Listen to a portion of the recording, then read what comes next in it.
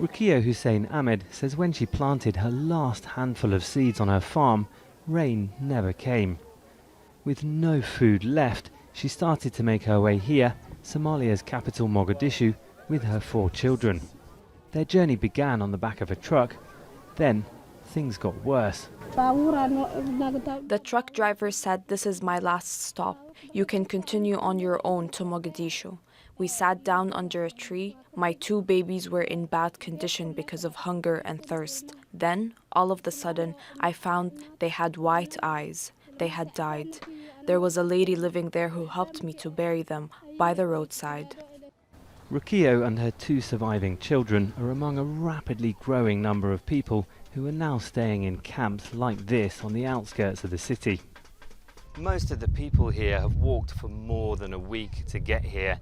They carried whatever they could, tarpaulins and sheets. That's what they've made their shelters out of. There are more than 1,000 people living in this settlement, and all of these shelters have sprung up within the last 4 weeks.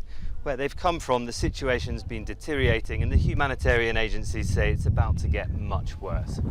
Most of them have come from the southern part of Somalia, where they depended on farming and herding livestock until the last 3 rainy seasons failed. Crops withered and animals died. Here, they're surviving on 1 meal a day. XAAWO Mohammed Osman was one of the first to arrive.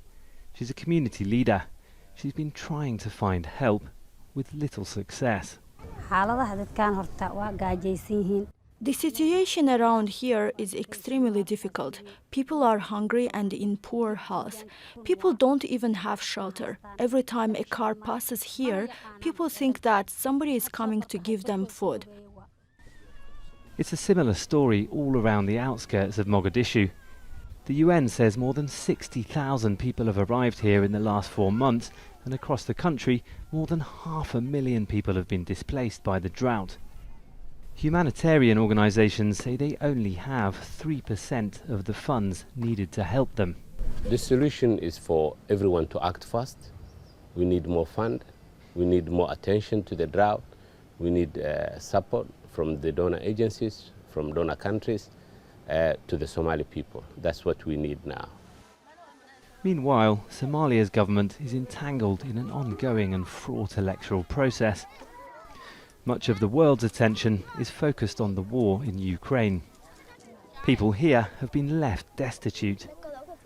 They're waiting and wondering if anyone will come to help. Malcolm Webb, Al Jazeera, Mogadishu, Somalia.